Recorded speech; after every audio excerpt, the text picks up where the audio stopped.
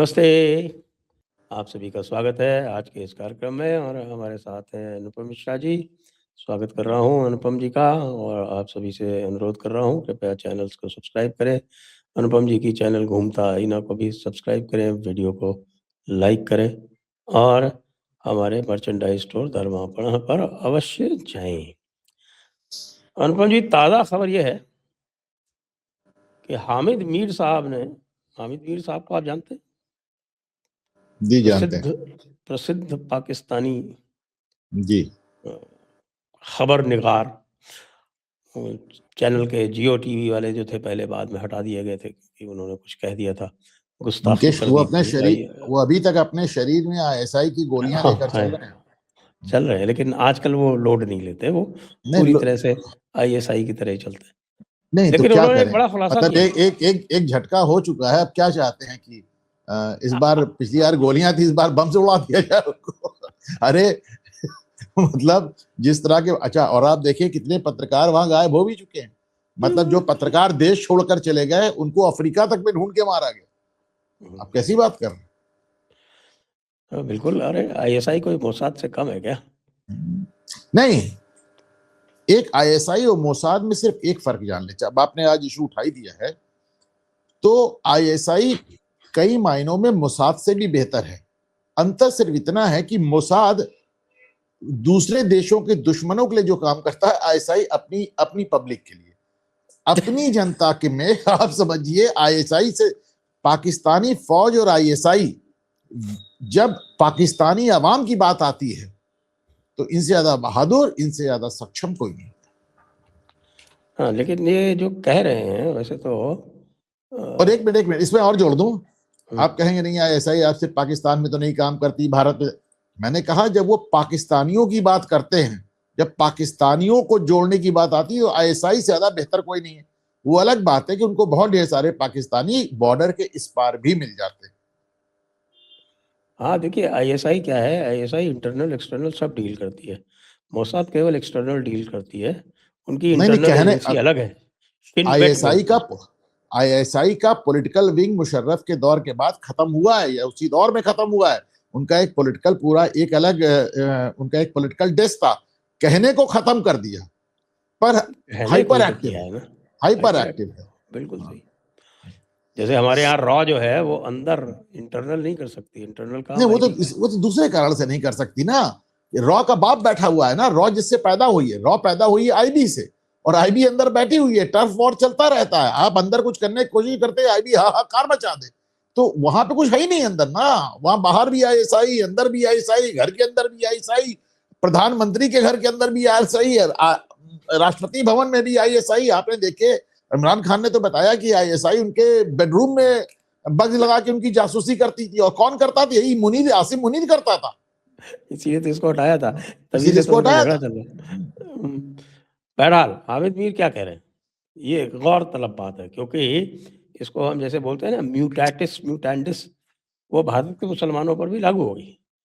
वो कह रहे हैं कि साहब कि 8 करोड़ 80 मिलियन पाकिस्तानी जो हैं वो मेंटल और साइकोलॉजिकल डिसऑर्डर से ग्रस्त हैं, which is about 33% of their population. सवाल ये नहीं है कि हामिद मुनीर ने एकदम से अपनी ही जनता, हामिद मीर मीर मीर मीर हामिद मीर ने अपनी ही हामिद मीर ने अपनी ही जनता में एकदम से पागलपन ढूंढ लिया। ये बड़ी बात नहीं है। ये बड़ी बात इसलिए है क्योंकि ऐसा उन्होंने फील्ड मार्शल आसिम मुनीर के आने के बाद ढूंढा है। आप सब आप देखें, मौलाना डीजल से लेके छोटे बड़े सारे मौलाना कह रहे हैं कि आसिम मुनीर पागल हो गए हैं। आसिम मुनीर जो कुछ कर रहे हैं वो कुरान और इस्लाम के खिलाफ है। आसिम मुनीर अपने आप को ताकयामत बना के रखना चाहते हैं। आसिम, और मैं तकरीबन सब चैनल्स पे बार बार कह चुका हूं कि आसिम मुनीर का हश्र जिया उल हक जैसा होगा। जिया उल हक को तो फिर भी 11 साल मिले थे, जिया उल हक को तो फिर भी 11 साल मिले थे। इनका बहुत जल्दी निपटारा हो जाएगा। वो फर्क है, फर्क ये है कि आप जितनी भी उनकी फौजी क़यादतें आई थी, क़यादात बोलेंगे उनको, हाँ, तो जितनी भी उनकी फौजी हुकूमत आई थी वो शुरू में उसको पाकिस्तानियों ने बहुत सेलिब्रेट किया था, चाहे वो अयूब खान हो, चाहे वो यहिया खान हो और चाहे वो ज़ियाउल हक हो। शुरू में बड़ा सेलिब्रेशन हुए थे, 3-4 साल बहुत खुशी-खुशी गुज़रे थे। Even Pervez Musharraf for that matter, Pervez Musharraf. ये आदमी पहले दिन से मोस्ट हेटेड है, आसिम मुनीर। हाँ, ये बात आप कह सकते हैं कि इनको बिल्कुल हनीमून पीरियड नहीं मिला और इसीलिए ऑपरेशन सिंदूर के बहाने ये बार-बार बताते रहते हैं कि हमने आपको बचा लिया। देखिए, आज की बात नहीं है, बहुत पुराना, बहुत वे बैक मेरे एक मित्र थे और उन्होंने पाकिस्तानी लड़की से शादी की थी। तो वो उसको लेकर उस समय इलाहाबाद हुआ करता था, प्रयागराज आए थे। तो डिनर था, तो मैंने उनसे पूछा, उनकी पत्नी से, हमारे मित्र की पत्नी से, हमने कहा, भाभी आप लोग इतना भारत से नफरत क्यों करते हो? कहा, भैया नफरत नहीं करते, डरते हैं। आप समझिए 1971 के बाद हमारा कॉन्फिडेंस डगमगा गया है। और आप इसको सोचें, इतिहास में इसके कितने एग्जाम्पल्स मिलते हैं सेकेंड वर्ल्ड वॉर के बाद। सेकेंड वर्ल्ड वॉर में या फिर एलाइड फोर्सेस ने जाके जर्मनी को 2 हिस्से में काट दिया था, East Germany, West Germany, East Berlin, West Berlin. और या फिर ये 1971 में पाकिस्तान को 2 हिस्से में, ईस्ट पाकिस्तान, वेस्ट पाकिस्तान को काटा ही नहीं गया, अलग देश बना दिया गया। तो जाहिर सी बात है, इस बात से वो परेशान रहते हैं और इसी वजह से बार बार जो पाकिस्तानी आवाम है वो फौजियों के जिसे कहना है शरण में जाती है। जैसा आप कहते हैं, शुरुआत में वो फौज को सेलिब्रेट करते हैं, फिर वो सिविलियन लीडरशिप, सिविलियन हुक्मरानों की तरफ देखने लगते हैं। दिक्कत कहाँ है? दिक्कत ये है कि पाकिस्तान में सिविलियन लीडरशिप जितनी बार आई वो इतनी निकम्मी थी, इतनी बेकार थी कि फिर बात फिर से आर्मी के पाले में चली जाती। और मैं इसको समझा रहा हूं, जनरल मुशर्रफ ने अपने समय में एक कानून ये बनाया था कि साहब एमएलए हो या एमपी, सबको मिनिमम ग्रेजुएट होना पड़ेगा, स्नातक होना पड़ेगा। बाद में जब जांच हुई तो पता चला आसिफ जरदारी तक की डिग्री फर्जी निकली, राष्ट्रपति तक की डिग्री फर्जी निकली। और उस समय उनके तो पायलट के लाइसेंस तक फर्जी निकले थे। 350 पायलट्स के पास कोई लाइसेंस नहीं था, वो को पायलट बनकर उन्होंने हवाई जहाज उड़ाना सीखा। तो इसीलिए उनको यूरोप, अमेरिका और सब जगह बैन कर दिया गया। देखिए सुनिए, बैन कर दिया। तो उसमें भी आप देखिए, मुझे याद है कि वो वैसे पीआई पाकिस्तान इंटरनेशनल एयरलाइंस बिक गई है अब। नहीं, उस पर भी आते हैं। खैबर पख्तूनख्वा के जो तत्कालीन मुख्यमंत्री ने उस समय एक बात कही थी सदन में, मुझे भूलती नहीं, और हमारे व्यूअर्स जाकर उसको यूट्यूब पर सर्च कर सकते हैं, वो वीडियो पड़े 1000 जगह। उन्होंने कहा डिग्री डिग्री होती है, डिग्री की बात हुई थी, असली नकली की बात नहीं हुई थी। आपने कहा डिग्री चाहिए, हमने डिग्री दिखा दी। अब आप ये मत कहिए कि नकली, आपने कानून में ये नहीं लिखा था कि असली डिग्री चाहिए। He actually said that. Just imagine. बड़ा वायरल वीडियो है। तो शहबाज शरीफ जो इस समय उनके वजीर आजम है, प्रधानमंत्री हैं, उनके कितने वीडियो है जहां वो मंच पे बोलते बोलते शराब के नशे में मंच से नीचे गिर जाते हैं, माइक तोड़ देते हैं। माइक तो अक्सर तोड़ देते हैं, माइक तोड़ देते हैं ना। 5 शादियां की हैं। उनके विकास का सबसे बड़ा मॉडल ये है कि उन्होंने अपने घर से अपनी 5 बेगमों के लिए एक ओवरब्रिज बनवा दिया है, जिसमें जमीन पर ना उतरना पड़े। अब इस बेडरूम से उस बेडरूम तक वो हवा में जाते हैं। ये उनका विकास का सबसे बड़ा मॉडल है। तो आप इसको मतलब आप सुनिए, वहां पे जो सिविलियन लीडरशिप आई वो इतनी ज्यादा निकम्मी, इतनी ज्यादा बेईमान आई कि लोग फिर लौट फिर के फौजियों के पास पहुंच जाते हैं। और एक आखिरी बात, पाकिस्तान बनने के बहुत सारे कारण बताए जाते हैं, उसमें से एक बहुत बड़ा कारण है कि सारे नवाब और जमींदार जितने थे मुसलमान, वो क्या कि भाई पाकिस्तान ही बनाओ, नहीं वरना हमारी जमीनें नहीं बचेंगी। और वहां बना के आज तक वही लोग रूल कर रहे हैं। नहीं, देखिए मैं इस बात को कहता हूं, पाकिस्तान में जो एक सबसे बड़ी कमी रह गई कि 80 साल में उन्होंने कोई लैंड रिफॉर्म नहीं किया। हमारे यहाँ सही हुआ गलत हुआ कैसे हुआ, लैंड रिफॉर्म हुए, और वहां पे आज तक कोई लैंड रिफॉर्म नहीं हुआ। वहां आज भी नवाब हैं, वहां आज भी वडेरा हैं, वहां आज भी ये जिसे कहना चाहिए एक तरह से बस हथियार, वो भी नॉर्थर्न फ्रंटियर प्रोविंस में चले जाइए तो कबाइली जो सरदार हैं वो तो हथियार, फौज, प्राइवेट आर्मी, प्राइवेट मिलिशिया लेकर घूम रहे हैं। तो ये जो वहां की लीडरशिप है, अब ये बात आपने एक बड़ी अच्छी कही कि जो बाकी फौजी जनरलों को, डिक्टेटर्स को एक हनीमून पीरियड मिलता था, साल 2 साल 4 साल का, आसिम मुनीर को वो भी नहीं मिला। इसका कारण ये है, देखिए मैं एक बात हमेशा कहता था, मैंने उस जमाने में फेसबुक पे लिखता था, कई बार लिखा कि अल्लाह मियां इमरान खान को लंबी उम्र दें। मैं इस बात से बड़ा कन्विंस था कि यह बंदा कुछ दिन रह गया तो पाकिस्तान को ऐसे ही खत्म कर देगा। और उसने एक जो सबसे बड़ा काम किया कि पहली बार एक पहला सिविलियन लीडर हुआ, नवाज शरीफ ने छोटी मोटी कोशिश की थी, ये पहला सिविलियन लीडर हुआ जिसने फौज के खिलाफ खुल के बोला, आईएसआई के खिलाफ खुल के बोला।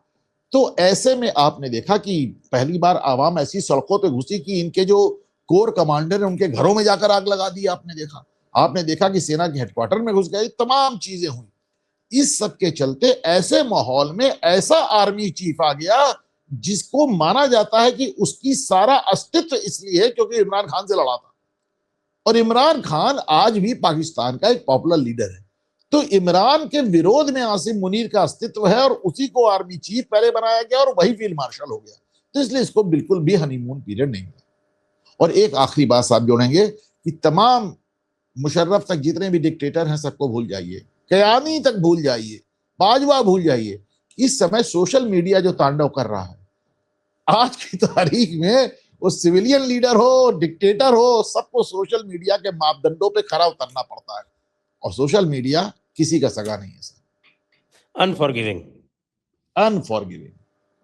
हाँ, लेकिन जो बात मैंने शुरू की थी कि साहब की 1/3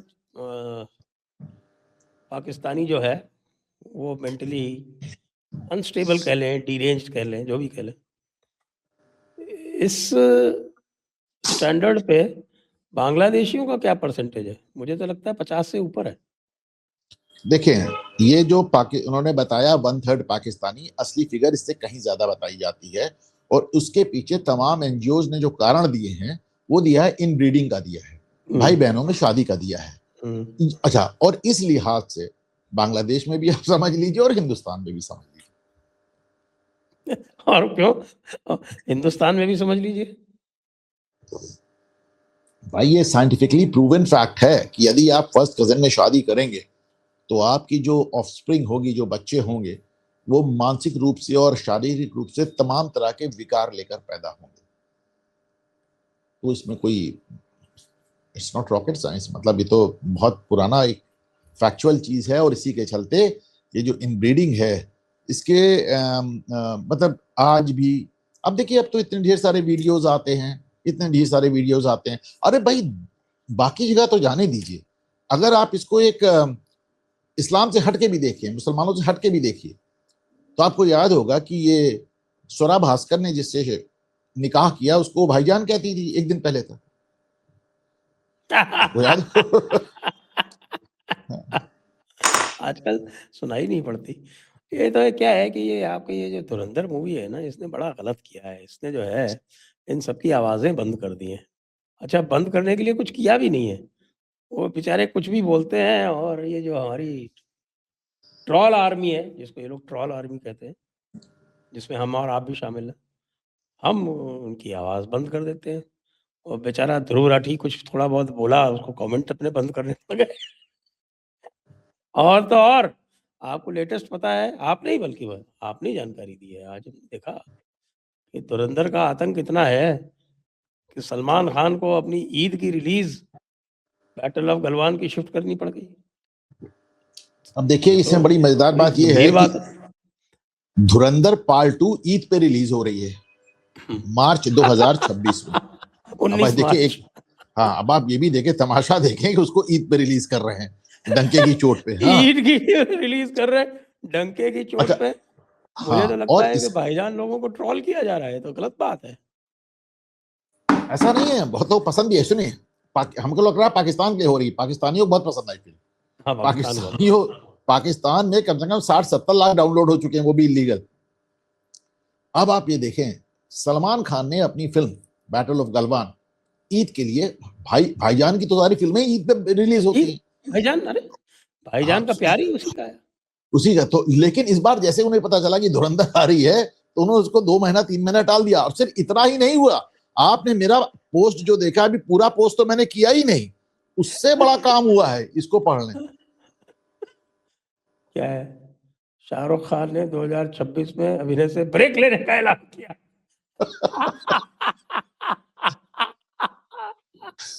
तो ये देखिए ना, इसलिए सुने मेरी बात, मैंने बहुत गालियां खाई हैं, इसलिए मुझे इस बात पे कहने दीजिए।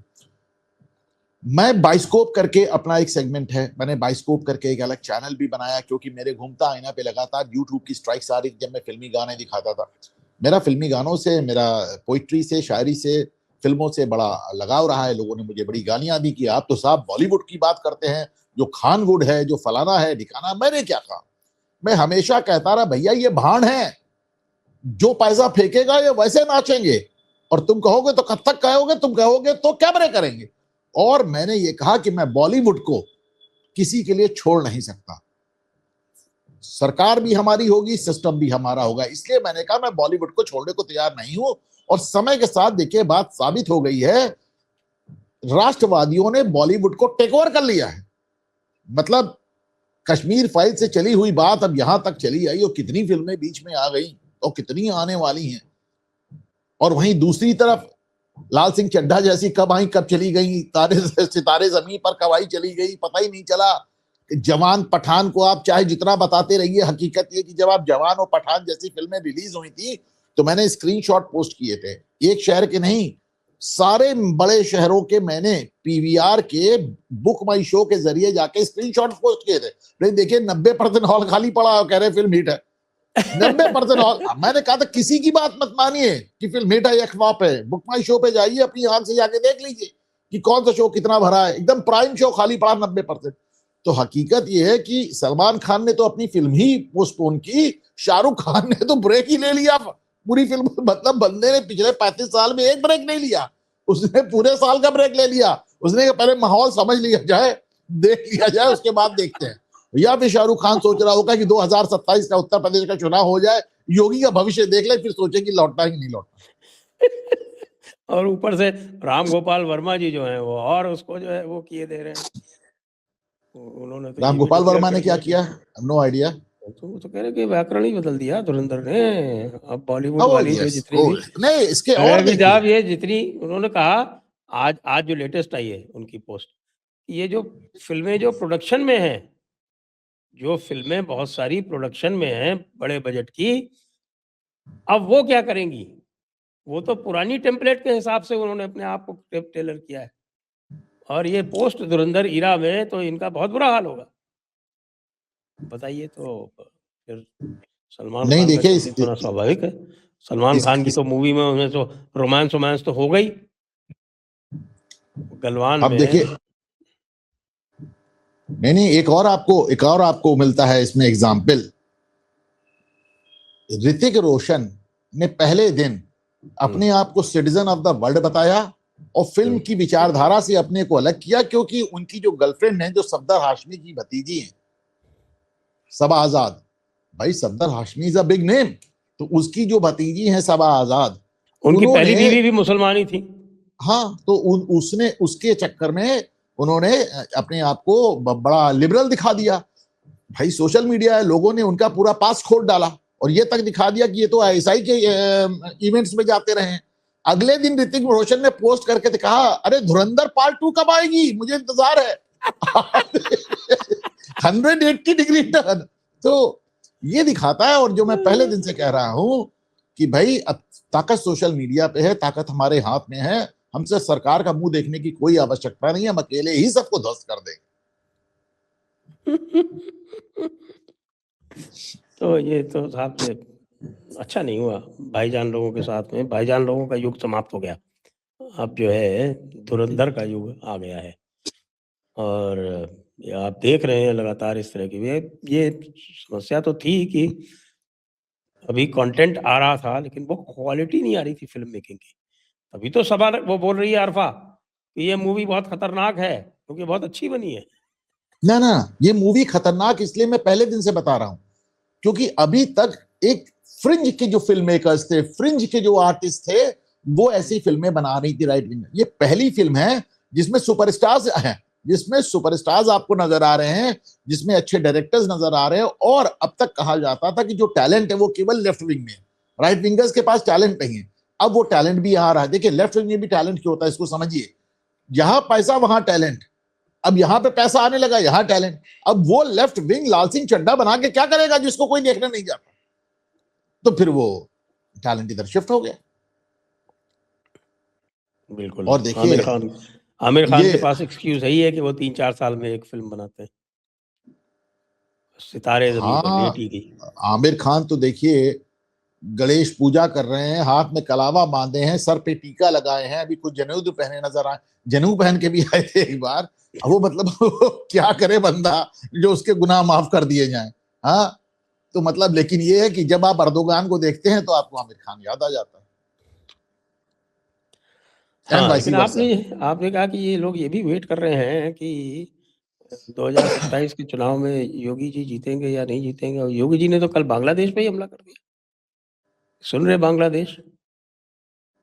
नहीं, योगी जी ने बांग्लादेश पे बोला, जितने लोग पोस्ट कर रहे हैं कि योगी जी ने बांग्लादेश पे बोला, दीपू चंद्र दास पे बोला, उन्हें पूरी बात बोलनी चाहिए, सिर्फ योगी जी नहीं बोले और आज किसी ने नहीं। मायावती ने भी बोल दिया। आज मायावती ने बोला, आज ये हमेशा, इसीलिए मुझे आप देखें, मुझे लोग कहते हैं आप मायावती, अरे भैया मायावती को मैंने हमेशा कहा है कि जाति धर्म से अलग जाकर स्टैंड लेती है। हालांकि मायावती के पोस्ट में एक दलित एंगल भी है, दलित एंगल भी है, पर हकीकत यह है कि बांग्लादेश के मुद्दे पर बोलने वाली मायावती पहली वो राष्ट्रीय, डिस्क्लेमर तो लगाना पड़ता है ना। वो पहली राष्ट्रीय नेता थी। नहीं नहीं, मुझे तो अच्छा लगा भाई, मुझे तो अच्छा लगा मायावती के पोस्ट, इसलिए अच्छा लगा क्योंकि मायावती के पोस्ट ने जोगिंदर नाथ मंडल की याद दिला दी। और जोगिंदर नाथ मंडल का जो मीम भीम एक्सपेरिमेंट है वो अभी आपने हाल में जामिया मिलिया में देखा। जामिया मिलिया में वो क्वेश्चन पेपर जो सेट हुआ है मुसलमानों पे अत्याचार को लेकर, वो व्यक्ति दलित समुदाय महार कम्युनिटी से आता है, वो प्रोफेसर। और जो लोग अच्छा। कह रहे हैं वो हाँ, और जो लोग कह रहे हैं सस्पेंड हो गया, तो उन्हें बता दूं सस्पेंड ही नहीं हुआ है, आप उसका सस्पेंशन लेटर पढ़िए, उसके खिलाफ एफआईआर भी हुई है। महार कम्युनिटी से आता है और उसकी जिंदगी, मैंने तो उसका जाके पूरा बायोडेटा देखा ना, उसका पूरा काम ही दलितों पे, और वो हमेशा से इस तरह के आर्टिकल्स और पेपर्स और बुक्स लिखता रहा कि दलितों को कैसे मार्जिनलाइज किया गया है। और उसकी हर किताब और उसके हर पेपर में जो को राइटर है वो एक जामिया का मुस्लिम प्रोफेसर है, कोई ना कोई। तो मीम भीम जो ये आपको जामिया में नजर आ रहा है, मीम भीम जो जोगिंदर नाथ मंडल ने बताया था, उसी का एग्जाम्पल है दीपू चंद्र दास। और मैंने तो इस बार जब जयपुर डायलॉग में मैं आया था तो मैंने ये बात आपके मंच पे कही थी, आप शायद थे उसमें। मैंने कहा था कि गंगा की सौगंध आज से 40 साल पुरानी फिल्म में पहली बार मीम भीम एक्सपेरिमेंट आपने दोहराया। उसमें एक विलेन है जिसका नाम ठाकुर है और कोई नाम ही नहीं है, एक दूसरा विलेन है जिसका नाम पंडित है और कोई नाम ही नहीं है, एक तीसरा बनिया विलेन है उसका नाम लाला है और कोई नाम ही नहीं है, चौथा एक दलित है जिसको सब लोग मिलकर प्रताड़ित कर रहे हैं और उस दलित को एक खान साहब मदद कर रहे हैं। तो मीम भीम वहां से आज से 40-45 साल पहले शुरू कर दिया था इन्होंने।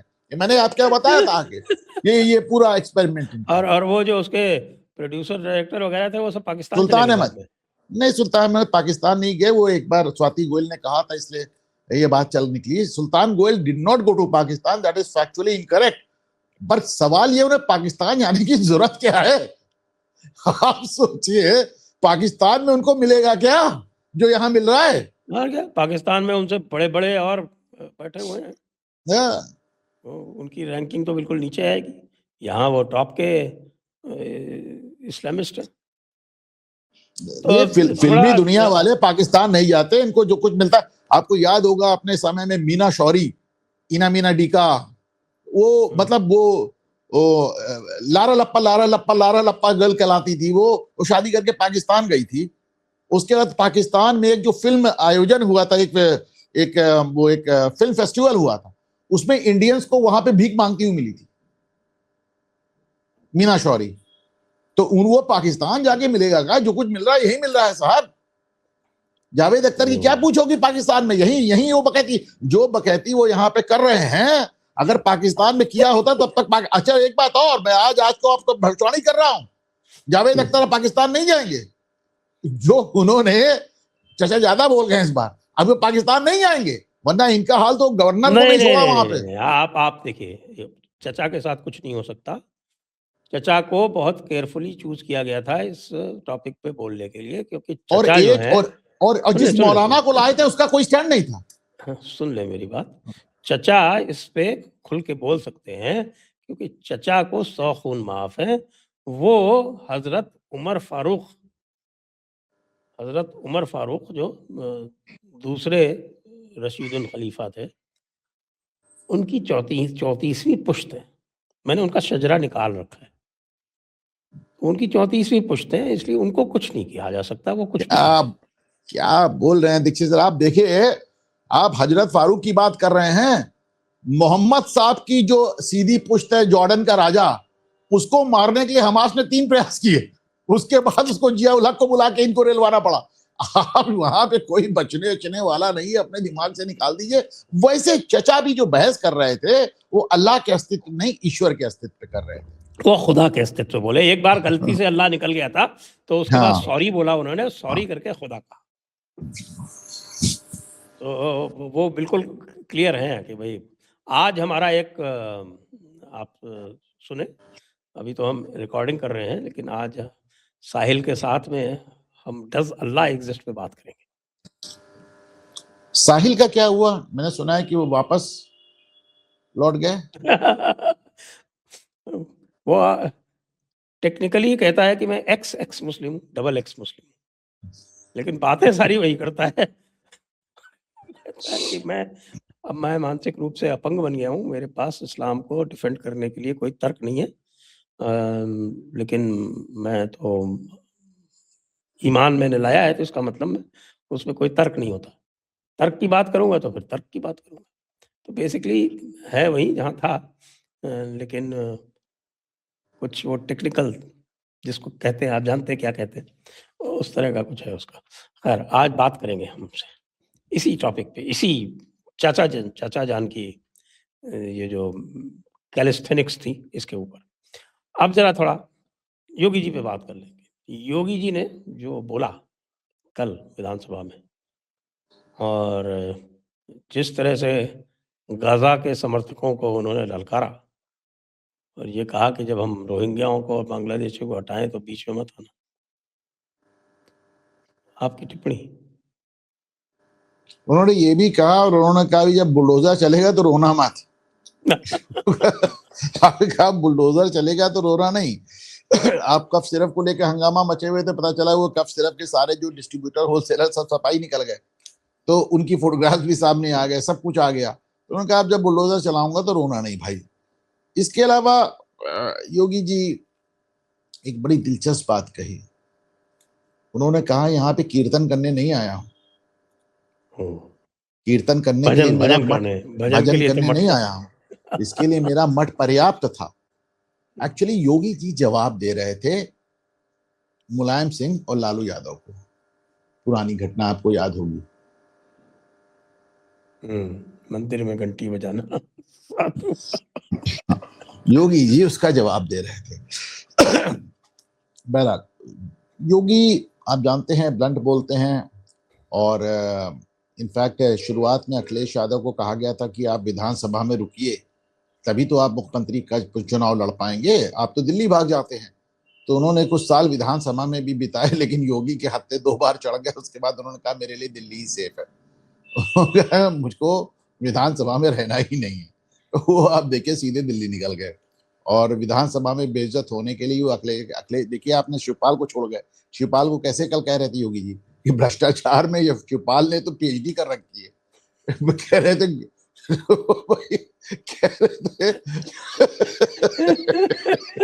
इस तरह की स्कैम को तो सब जानते ही हैं अच्छी तरह से। इस तरह की लैंग्वेज मैंने कभी सुनी नहीं। बोले पैसा लेके भर्ती करने में तो शिवपाल ने पीएचडी कर रखी है। अच्छा, उनसे कोई बोल भी नहीं पाता, उससे इस तरह की बात वो करते हैं कि उससे कोई बोल भी नहीं पाता है। और देखिए अब तो जिसे कहना चाहिए कि 27 का काउंटडाउन शुरू हो गया है, मुश्किल से 1 साल बचा है। अब रोज ही इस तरह की बयान और रोज ही इस तरह के। अच्छा, इसमें भी देखिए मजेदार बात क्या हुई, योगी ने कहा 2 नमूने। अखिलेश यादव ने तत्काल पोस्ट करके कह दिया कि योगी जी अपनी और मोदी जी की बात कर रहे हैं। और सुनिए सुनिए, और समाजवादी पार्टी के जो नेता विपक्ष थे माता प्रसाद पांडे, वो विधानसभा में चिल्लाने लगे, योगी जी आप मेरे अखिलेश भैया को कह रहे हो, आप राहुल जी को कह रहे हो। जो सतीश महाना जो स्पीकर थे उन्होंने कहा भी योगी जी ने किसी का नाम नहीं लिया, कह रहे नहीं लिया होगा नाम, हमें मालूम है ये राहुल गांधी और अखिलेश यादव कह रहे हैं। तो जो एक एक चुटकी लेना चाह रहे थे अखिलेश यादव, वो भी उल्टी पड़ गई। आप देखिए, हाँ, लेकिन जिस तरह से उन्होंने बांग्लादेश का नाम लेके और ललकार के बोला है, वो तो अनुकरणीय है, मैं तो ये कहूँगा। उनका हाँ अनुकरणीय भी है। उनका ये भी कहना था कि वो दलित युवक की हत्या हुई है, तुम्हारा पीडीए कहाँ चला जाता है? जब पूजा पाल के पति को मारा, तुम्हारा पीडीए कहाँ चला गया था?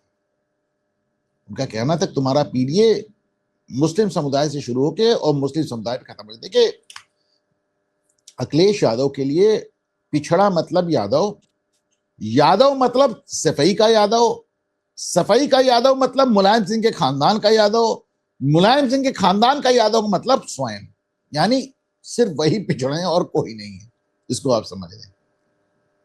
इनकी तो टिकट से समाज प्रोग्रेस, डेवलपमेंट और एक्शन हो गया है। हाँ देखिए, आप सपा के टिकट से पल्लवी पटेल जीती थी, उसको सपा से निकाल बाहर किया है इन्होंने आज तक पल्लवी पटेल से बात नहीं की।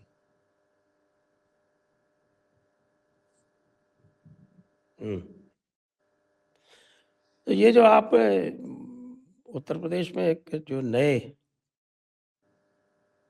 अध्यक्ष अपॉइंट हुए हैं भाजपा के, इसकी कोई सिग्निफिकेंस है या आप इसको एक नॉर्मल तरीके से देखते हैं?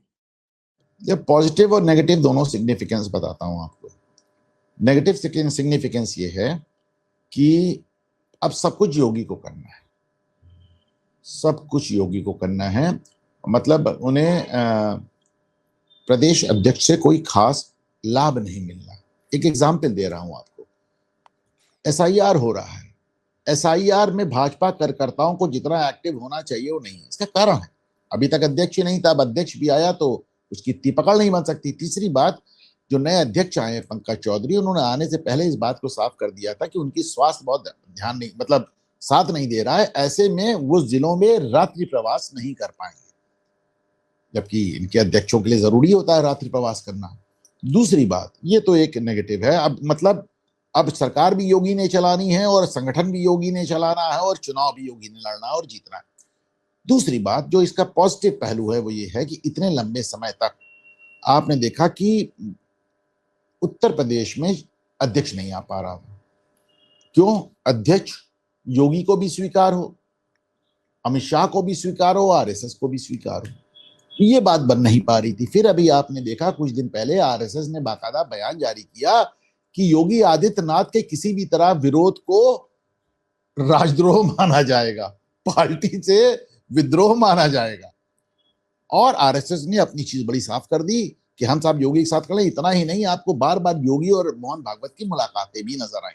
आरएसएस के फंक्शन में योगी जाते हुए नजर आए। जबकि आपको बताऊं, जब योगी ने हिंदू युवा वाहिनी बनाई थी शुरुआत में, तो आरएसएस के पैरेलल ऑर्गेनाइजेशन बनाया था। उस हिंदू युवा वाहिनी को आजकल योगी ने बंद कर दिया और वो आरएसएस के साथ काफी जुड़ गए और मोहन भागवत खुल के उनका समर्थन कर रहे हैं।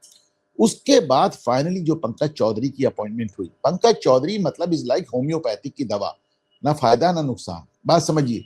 तो योगी ने फाइनली पंकज चौधरी के लिए हाँ करी।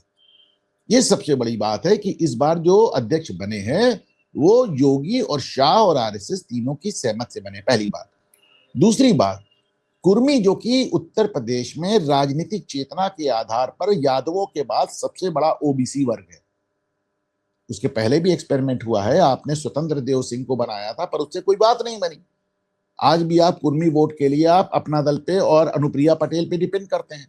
तो अब आप पंकज चौधरी को लाए, बात इससे भी बहुत नहीं बनने वाली है। वैसे मेरा मानना है कि जो कुर्मी वोटर है उत्तर प्रदेश का, उसकी इतनी स्ट्रेटेजिक वोटिंग है कि अब आप समझिए कि इतिहास में सबसे ज्यादा कुर्मी विधायक, इतिहास में सबसे ज्यादा कुर्मी सांसद अब जीते।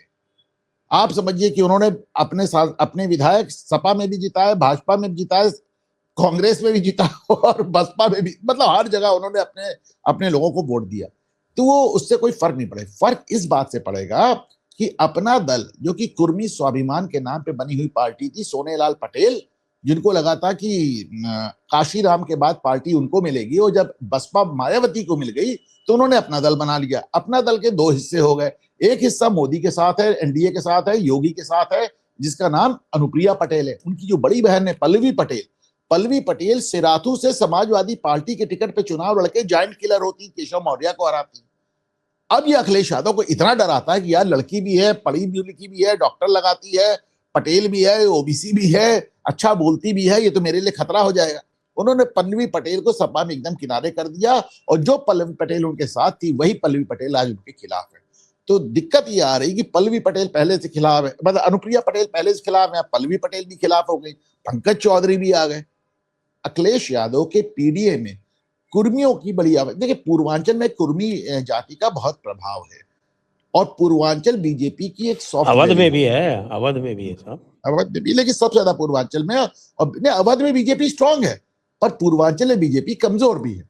तो ऐसे में हमारा लखीमपुर जिला जो है वो हार गए दोनों सीटें। अभी अच्छा पंकज चौधरी, बाराबंकी हार गए, ये सारी कुर्मी बाहुल्य है। पंकज चौधरी के तो मैं पहले भी कह रहा था, लोग नाम भी नहीं जानते थे, लेकिन नरेंद्र मोदी आज से करीब 7-8 महीने, 1 साल पहले पंकज चौधरी के घर गए थे। ये बताता है कि मोदी के दिमाग में कब से पंकज चौधरी का नाम चल रहा है। और चूंकि पूर्वांचल के हैं तो कुछ ना कुछ पॉजिटिव असर पड़ना ही चाहिए।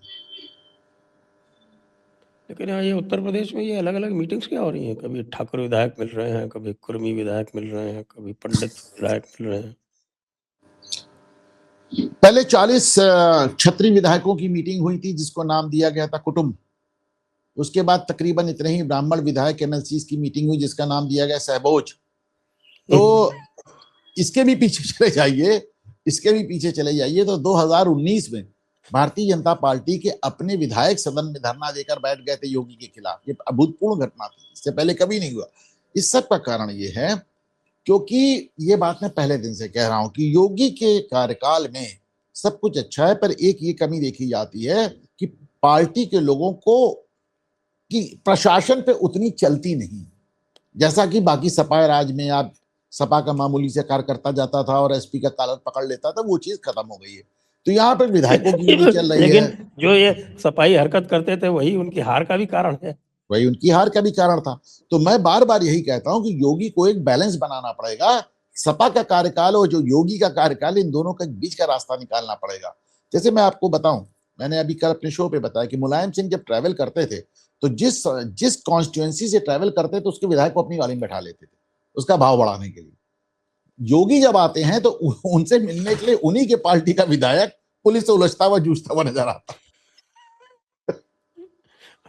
ये तो थोड़ा बैलेंस बनना ही चाहिए। या balance I agree with you. अच्छा साहब, दो नहीं, मैं आपको बता रहा हूं, हमारे प्रयागराज में शहर उत्तरी भाजपा का क्षेत्र है, वहां भाजपा का विधायक है, प्रदेश में भाजपा की सरकार है, भाजपा के मुख्यमंत्री योगी आदित्यनाथ आए और भाजपा के विधायक को उनसे मिलने के लिए पुलिस से जूझना पड़ा और पुलिस ने शायद उस पर हाथ भी उठा दिया, उसने पुलिस पे हाथ उठा दिया। तो माय पॉइंट इज कि अगर अपने ही विधानसभा क्षेत्र में आपकी ही पार्टी का विधायक आपसे ना मिल पाए तो दिक्कत वाली बात होगी। अच्छा, एक बात और भी हुई, योगी को जब इतना कहा गया, योगी ने अपने में बदलाव भी लाया। अब योगी क्या करते हैं, विधायकों से मिलते भी हैं, पूछते भी हैं, अपनी दिक्कत बताओ। तो एक विधायक जी मुझसे कह रहे थे कि बताइए महाराज जी आए थे और जिले के सारे अधिकारी बैठे थे, उन्हीं के सामने हमसे पूछ रहे थे बताओ किससे दिक्कत है, क्या हम उनके सामने क्या बताएं। अरे भाई पूछिए तो अकेले में पूछिए। तो वो अभी देखिए योगी का सुनिए, ऐसा होता है ना, जो योगी का प्लस पॉइंट है वही माइनस पॉइंट। योगी का माइनस पॉइंट ये है कि वो राजनेता नहीं है, उनके अंदर पॉलिटिक्स नहीं है, पर यही उनका प्लस पॉइंट भी है, क्योंकि अगर वो राजनेता होते तो जो हुआ वो नहीं होता, इसको आप जान लिया। ना अतीक अहमद होता, ना मुख्तार अंसारी होता। और नेता तो भाई, राजनेता तो हर चीज आगे पीछे देख के चलता है ना। यही योगी आगे पीछे नहीं देखते। योगी का तो ये है कि जो करना है देश हित में, प्रदेश हित में जो करना है वो करना है, समाज हित नहीं। तो आपके वो विधायकों वाली बैठक है कि फाइनल मैं आपको जवाब दे दूं, विधायक मीटिंग कर लें, क्षत्रिय विधायक कर लें, ब्राह्मण विधायक कर लें, और जिस बिरादरी के करना हो वो भी कर लें, सब कर लें। पर हकीकत ये है कि भाई जीत तो आप योगी मोदी के नाम पी रहे हैं, आपने ऐसा क्या करिश्मा कर रखा है, इससे ज्यादा आपकी क्या हैसियत?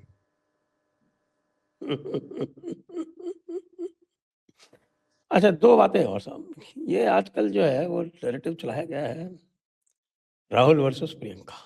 एक तो उस पर थोड़ा सा अपना मंतव्य व्यक्त करें, और दूसरा थोड़ा सा जो अब महाराष्ट्र में और मुंबई में जो समीकरण बन रहे हैं उस पर अपना मंतव्य व्यक्त करें। अब महाराष्ट्र से पहले ही बात करें अगर, तो मतलब अगर आप पूरे महाराष्ट्र के संदर्भ में देखें तो 0+0 होता है। तो उसी तरह का राज ठाकरे और उद्धव ठाकरे मिल रहे हैं, एक आदमी की 8 सीट आई है, दूसरे का 0 आया है निकाय चुनावों में, तो किसी लायक तो है। लेकिन बीएमसी एक इंपॉर्टेंट इसलिए हो जाता है, 74,000 करोड़ का बजट है। पूरे नॉर्थ ईस्ट और गोवा तक ऐसा एक भी राज्य नहीं जिसका इतना बजट हो। दूसरे, पूरी रोजी रोटी इसी से चल रही है, पूरी पार्टी उद्धव ठाकरे की इसी से चल रही है। बीएमसी हाथ से निकल गया तो दिक्कत होगा। ये मराठी मानुष के नाम पर आखिरी स्टैंड है। आपने सुना है राज ठाकरे का बयान है कि बंबई का मेयर एक मराठी मानुष होगा, तो मराठी मानुष के नाम पे ये लास्ट स्टैंड है दोनों भाइयों का। और अगर राज ठाकरे उद्धव ठाकरे साथ आए हैं आज, मतलब 2005 से अलग हुए हैं, 20 साल बाद साथ आए हैं, तो आप खुद ही समझ लीजिए क्या कितने हालात गंभीर हैं। लेकिन दूसरी तरफ एक नाथ शिंदे की भी परीक्षा है कि मराठी मानुष क्या उनका एकाधिकार है कि आपकी भी कुछ पकड़ है। भाजपा की भी परीक्षा है। मेरा अपना मानना है कि इनके साथ आने के बावजूद, और मैं दावा कर रहा हूं आपके चैनल पर, कितना भी क्लोज कंटेस्टेड चुनाव क्यों ना हो, बीएमसी कम से कम उद्धव के हाथ से निकल गई, रोक नहीं पाएंगे इसको। नंबर 1। अब आते हैं कुछ इंडिकेशंस तो महाराष्ट्र के जो बाकी जो नगर परिषद और नगर पंचायत चुनाव है उन्होंने भी दे ही दिया है। मैंने बताया तो, एक को 8 सीट आई, एक को 0। एक को 8 सीट आई है और एक को 0 आया है भाई। और तो कांग्रेस ने ये जान लिया है कि भाई शिवसेना को जो वोट मिला था विधानसभा में, वो मुसलमानों का वोट मिल गया था उनको, तो इससे उनकी सीटें जो हैं वो 20 सीटें आ गई, कांग्रेस से ज़्यादा आ गई। तो कांग्रेस का ये लॉजिक है कि भाई हम अपने वोट इनको क्यों ट्रांसफर करें, हम स्वयं क्यों न लें। तो देखिए कांग्रेस की 30 सीटें आई हैं।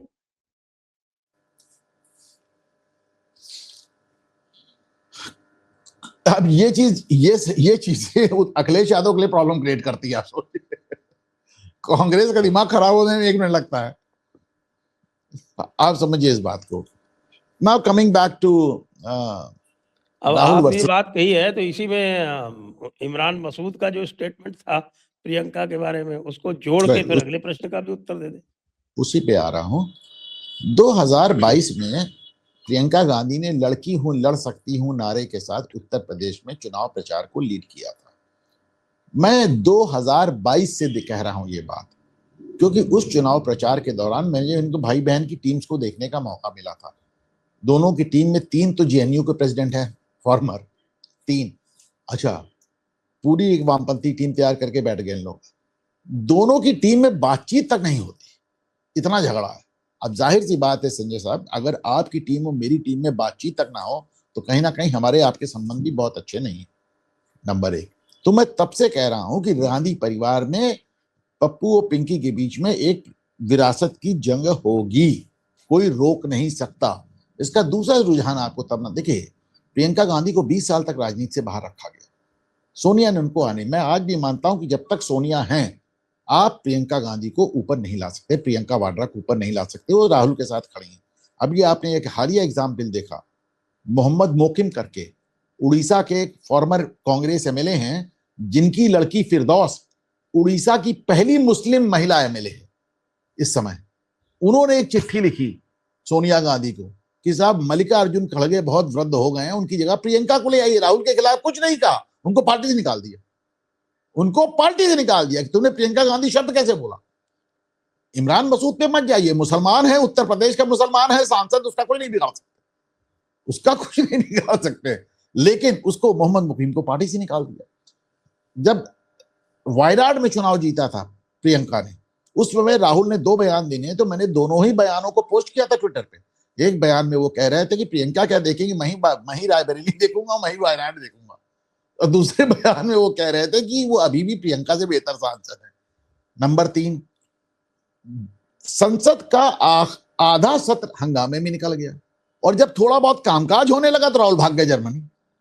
प्रियंका के लिए उसको एक ओपन फील्ड मिल गई।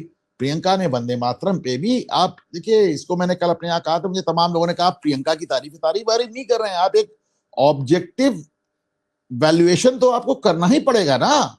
और इसमें दो राय नहीं कि प्रियंका गांधी, प्रियंका वाड्रा, जो भी आप कहें, राहुल गांधी से बेहतर बोल रही हैं। उन्होंने वंदे मातरम में एक ऐसी बात कही, उन्होंने कहा कि बंगाल के चुनाव में वंदे मातरम याद आ गया, यहां तक कि गृह मंत्री अमित शाह को उसका जवाब देना पड़ा, सफाई देनी पड़ी। उन्होंने जब भी नेहरू की बात आती है सारे कांग्रेसी डिफेंसिव हो जाते हैं। प्रियंका वाड्रा ने क्या कहा, उन्होंने कहा ऐसा कीजिए, एक दिन 10 घंटा 20 घंटा 30 घंटा रख लीजिए, पहले नेहरू पे ही चर्चा कर लीजिए। भाजपा के पास इसका जवाब नहीं था। हालांकि बाद में गृह मंत्री ने कहा कि भाई जब तक इतिहास की बात नहीं होगी तो भविष्य की और वर्तमान की बात हो ही नहीं सकती। तो हकीकत यह है कि उनका भाषा पे बेहतर पकड़ है। हकीकत यह है कि उनका, अच्छा, बांग्लादेशियों के मुद्दे पे देखिए, उन्होंने पोस्ट किया और राहुल गांधी ने कोई पोस्ट नहीं किया। ये दीपू चंद दास के मुद्दे पे वो वहां से अभी भी भारत को गाली दे रहे। प्रियंका वाड्रा ने पोस्ट किया। आपको याद होगा जब वो फिलिस्तीन के लिए एक बैग लेके पहुंची थी संसद में, तो अगले दिन वो बांग्लादेश के लिए भी एक बैग लेके पहुंच गई थी। तो प्रियंका वाड्रा एक बीच का राज है। राहुल गांधी ने आज तक नरेंद्र मोदी और अमित शाह प्रधानमंत्री या भाजपा के किसी भी नेता को लेकर एक भी वाक्य ऐसा नहीं कहा जिसमें बदतमीजी ना हो। उनके लिए तो मोदी कहां पर रहा था, शाह कहां पर रहा था। दूसरी तरफ प्रियंका गांधी नरेंद्र मोदी की अनुपस्थित में भी उनको माननीय प्रधानमंत्री कह के एड्रेस करती हैं,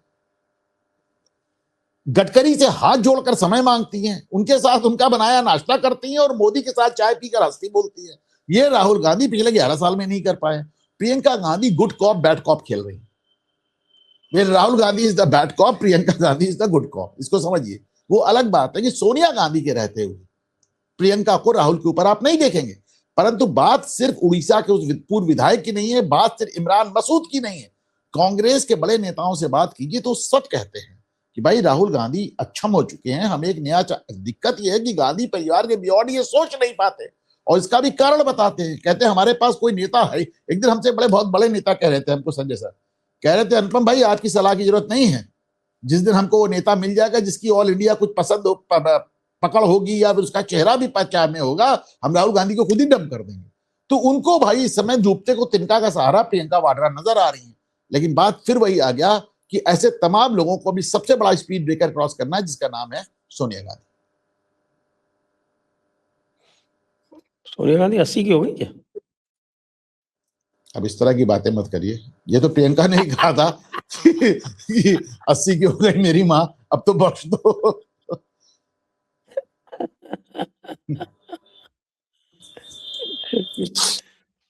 चलिए आज की चर्चा को यहीं पे विराम देते हैं। सभी दर्शकों को बहुत बहुत धन्यवाद, अनुपम जी को भी बहुत बहुत धन्यवाद।